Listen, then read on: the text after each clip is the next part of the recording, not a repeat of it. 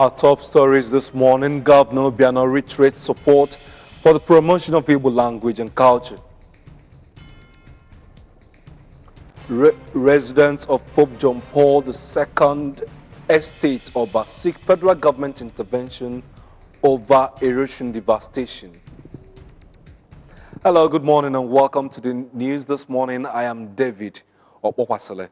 We begin from here in Oka, where Governor Willie Obiano says his government will continue to synergize with non-governmental organizations in promoting the Igbo culture and tradition. The governor stated this when a delegation of the Igbo International Association of Nigeria and in diaspora paid him a courtesy visit at the government house, Oka. Correspondent Emmanuel Okonkwo tells us more. Governor Obiano, who was represented by his deputy, Dr. Nkemo Okeke, commended the group for striving to keep alive the norms and traditions of the Igbo extraction of the country and assured them of the support of the present administration. Let's make effort to do what is right and say what is right and speak the truth. That is all that matters. Do what is right. If we guys do way, if I have a job, way. Speaking earlier, the national president of Igbo International Association of Nigeria and in diaspora, Elder Pius Okoye, while describing the group as a non-political and a socio-cultural organization whose responsibility is to recover Igbo lost glory in the country and beyond, called on Igbo parents and guardians to learn to teach their children and words, Igbo language and culture at home as a way of saving them from going into extinction. Elder Okoye identified lack of unity amongst Ndi Igbo as the major problem of the tribe, pointing out that if the tribe could learn to love each other, irrespective of religion or political affiliation, they will achieve their collective goals and take their rightful position in Nigeria. He commended Governor Obiano on his quality leadership style, which according to him is evident in his good works in the state, and solicited for the recognition and support of the administration to the organization.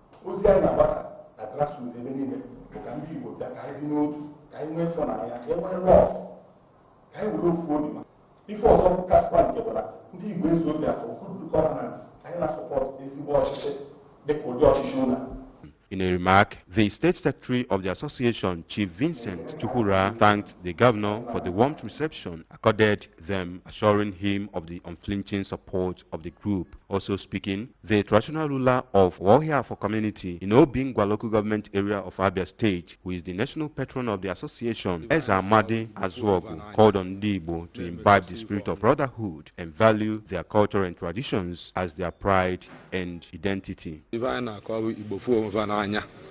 Na-emekosi ife ọnụ ịfụnanya na ofu obi ka gọvanọ anyị bụ akpọkuo dike Willie Obiano na deputy ya bụ Dr. Nkemo Okeke ji alụkọ ọlụ wee na-aga alụfọ ọfụma. From the government house in Oka, I am Emmanuel Okonkwo reporting for ABS News. Construction works are in progress on various road projects across the state, despite that the rainy season is at its peak. This was evident when the Commissioner for Works, Engineer Marcel Ifejofo, took directors in the ministry on inspection visit to Agulerio to Oyu Rig Road in Anambra East Council area. Correspondent Ngozi Obileri has more.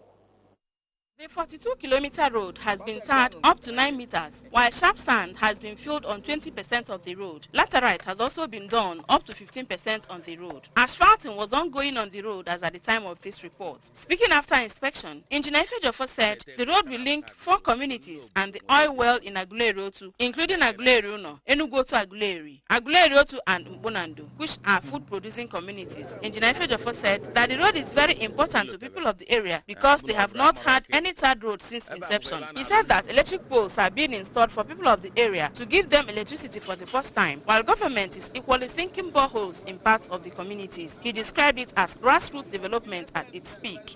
This road is 9.5 kilometers, crossing a lot of swampy areas with paddy rice. So it has a lot of culverts. We want to thank His Excellency for making sure that these contractors are on site.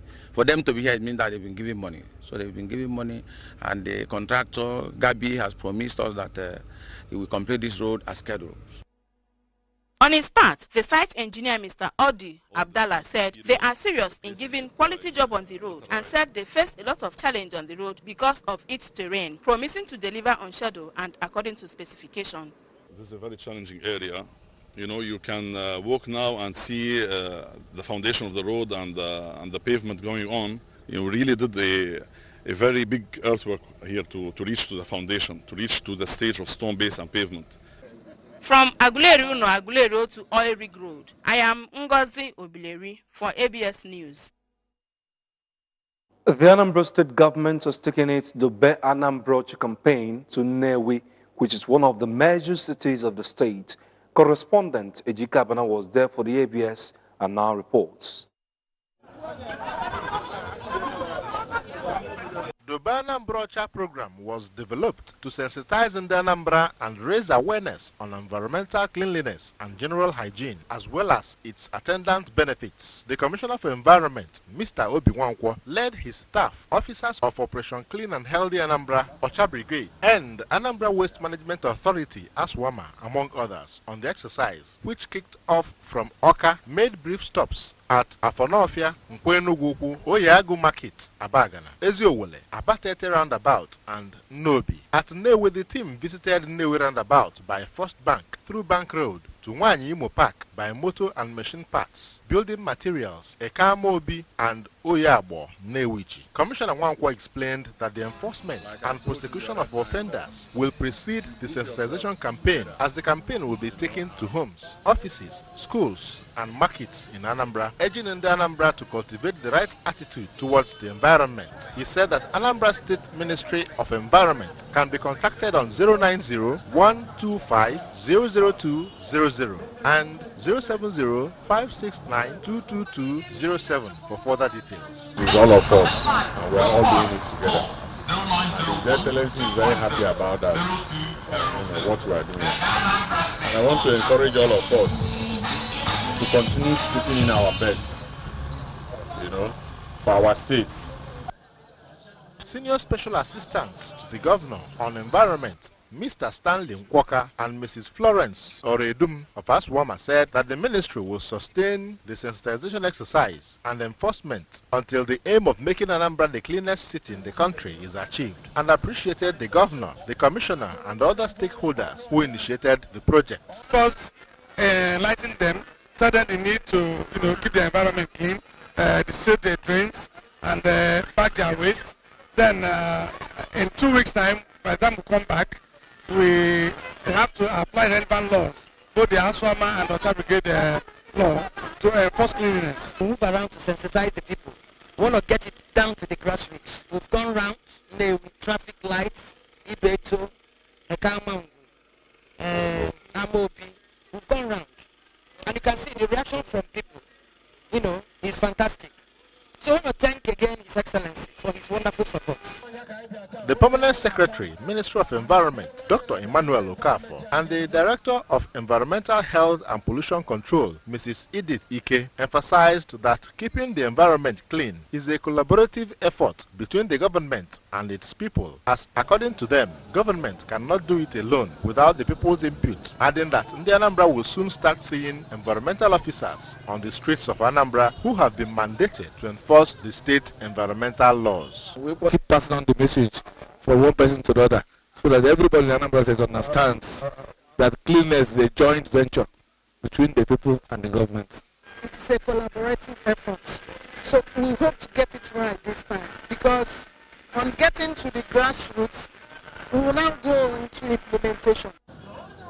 Some residents who spoke to the ABS commended the initiative, calling for its sustenance. Recall that the ministry began the road show and sensitization campaign in Oka on Friday last week.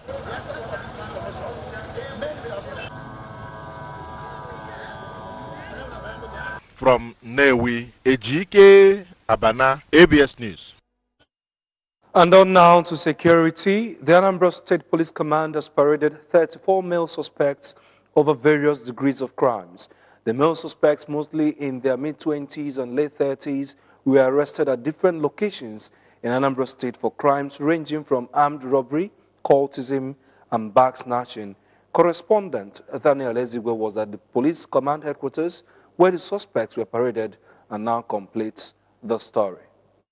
Items recovered from the suspects include 60,000 naira, fabricated revolver pistols, live cartridges, a laptop, axes, machetes, daggers, cord gears, a bag of weed suspected to be cannabis sativa, stolen phones, charms, ATM cards, condom, improvised meth cans, and other dangerous items. Speaking to pressmen, the Anambra State Commissioner of Police, Mr. John Abang, reassured the Anambra, both at home and in diaspora, that the police in the state will ensure that the status of Anambra State as the safest in Nigeria will not be cut short by the intents and activities of criminals. Mr. Abang, who took questions from newsmen, maintained that his leadership was poised to giving criminal elements in Anambra State a tough time, sought the collaboration of both the government and residents, especially parents, as effective crime fighting demands the inputs of everyone. I want to reiterate my assurances to all in the Anambra, both at home and in the diaspora, that the command under my watch will continue to work assiduously to ensure that Anambra State remains the safest in the country. Ms. Chinenye Obasineke, a student of the Federal College of Education, Nekede, Imo State, who was attacked with a dagger and robbed of her handbag and technophone by two of the arrested suspects at Opiweka in Onitsha, told her experience. Both of them approached him, this their dagger. One agam nazu, this the other one agam negusim witapam. You see, I'm going to na bahamokonam dem mao. Young we were phone, the other one they were the money, but also. Some of the arrested persons who spoke to newsmen agreed to the crimes and told their own sides of the story. In Oka, Daniel Ezigwe, ABS News. Residents and owners of Pope John Paul II Estate Oba in Idemli South Council area have sent a Save Our Soul message to both the state government and the federal government concerning the erosion menace ravaging the area.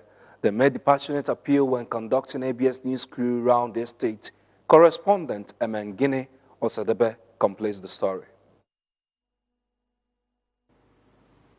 Pope John Paul II Estate, with over 400 plots of land, was allotted to Emodi Shudilas Association in 2014 by the state government for onward development into a residential area. The estate got its name when Pope John Paul II came to Oba for the beautification of the late Iwanetansi in 1998.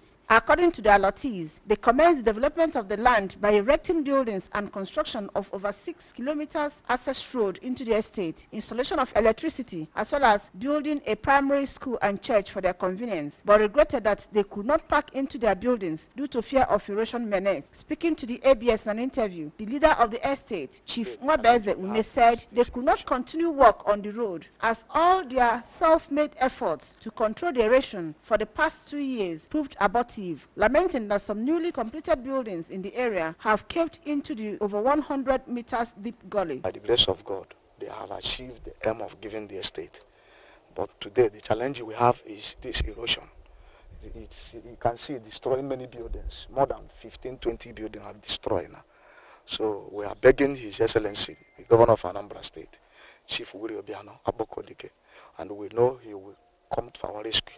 On his part, the secretary of the estate, whose building is under serious threat, Chief Dennis Onyema, said he packed out of the building due to fear of the menace, saying that the heavy flood passing through his building has carted away his water tank into a nearby river. I'm disturbed so much that there's no way I can manage this place.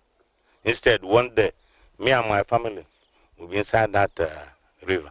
The chairman of the estate, Chief Vincent Onozo, and another stakeholder of the estate, Chief Kenneth Araka, disclosed that they have dumped about 3,000 trips of laterites into the site and have spent over 30 million naira to control the menace, all to no avail, adding that they cannot sleep with their 2 eyes closed whenever it rains. We have a lot of challenges based on the erosion and other things. So we are pleading to the government to come and help us and take care of the erosion.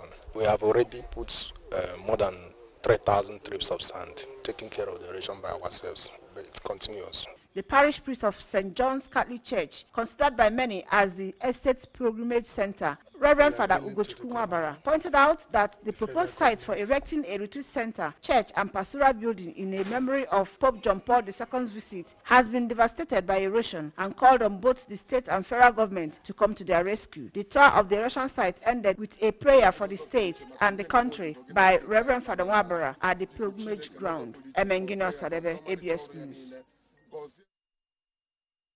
The Provost Nwafor College of Education in Suba, Dr. Ifeanyiwa Osebo, has tasked staff and students of the college to remain focused in the discharge of their duties.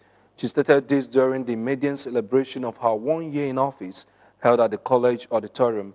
Our education correspondent, Theophilus Okoha, now completes the story.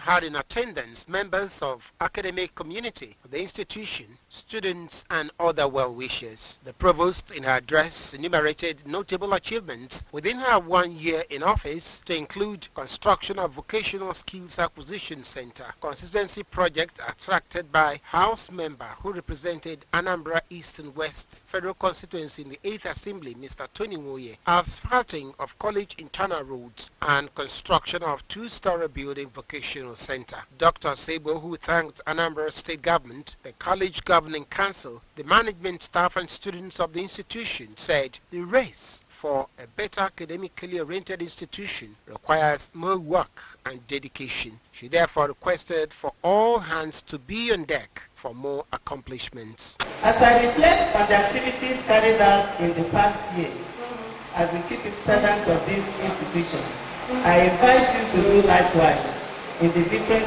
duties you are performing in our different offices to know the extent of our college-related accomplishments. In his opening remarks, the chairman on the occasion, Dr. Humphrey Nzekwe, eulogized the provost, describing her as the symbol of excellence whose 1 year in office is a pointer to future academic exploits. Our interaction with her before she was actually picked up to give us leadership in this college leaves no one in doubt that we are in for good times. And the 1 year she has stayed in office is a pointer to where we are going. In an interview, the Commissioner for Women Affairs and Social Development, Mrs. Ndidi Mezue, who is a product of the college, expressed gratitude for the wonderful developmental strides in the college within the provost's 1 year in office, saying it is a new dawn. The chairman, College Sports Council, Dame Chika Osinomumu, expressed happiness that the college, under the watch of the provost, is waxing stronger in various fields, especially in sports activities, as the college contingent won medals during the recent Nigerian Colleges of Education Games held at Obudu, Cross River State. The 1 year in office celebration, which also featured special prayers for the provost and staff of the college, conducted jointly by Reverend Father Benjamin Ude and Venerable Chukura, climaxed with special recognition of outstanding staff, presentation of cash awards to the contingents of the Nigerian Colleges of Education Games held at Obudu, Cross River State, and a special Oja music rendition by Dr. Omodifo. Theophilus Okoha reporting for ABS News. The Anglican Bishop of Agwata Diocese, Right Reverend Samuel Ezofo, has charged students to be instruments of God's work. Bishop Ezofo gave the charge during a valedictory service for final year students of St. Catherine's Comprehensive Secondary School, Nanka, Orumba North Local Government Area. Correspondent Nelson Ezechinam reports, taken from our studio. The bishop, who was represented by the Archdeacon of Umuchu Archdeaconry, Venerable David Obiaboso, charged the students as future leaders to redefine Nigeria through constant relationship with Jesus Christ. He urged the graduating students to be mindful of the peer effects in tertiary institutions, urging them to enroll themselves in evangelism societies for them to be close to God.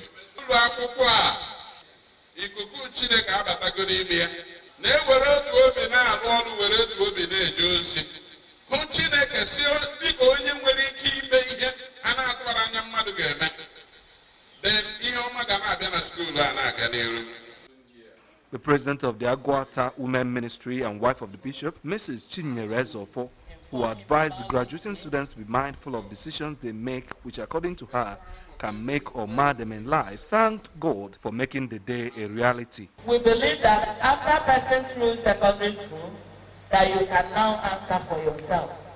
So you are going into a world where you will start to answer for yourself, you will start to make most of the decisions on your own. Also speaking, the Catholic Bishop of Awka Diocese, the Most Reverend Paulinus Ezokafo, charged the graduating students to be lights of God to the world. Bishop Ezokafo, represented by Reverend Father Christian Ume Ojurin Naka, advised the students to always be prayerful in life. That the students are taught to be creative, that they can bring out something themselves, and they help the society.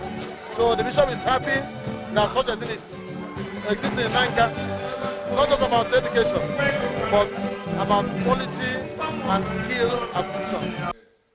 Earlier in a welcome address, the principal of the school, Mr. Gabriel Emenari, while congratulating the students, urged them to put all they garnered into practice rather than roaming the streets. The commissioning of the school acquisition center by the wife of the bishop, Mrs. Chinyere Ezofo, climaxed the event.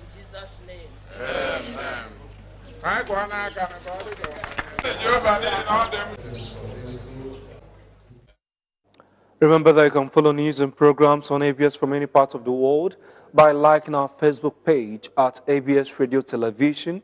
Subscribe to our YouTube at youtube.com/ABS Radio TV Online. Follow us on Twitter at ABS Radio TV and on Instagram at ABS Radio TV. You can also log on to our website at www.absradiotv.com. Before we go, here are the main points again. Governor Obiano has reiterated support for the promotion of Igbo language and culture.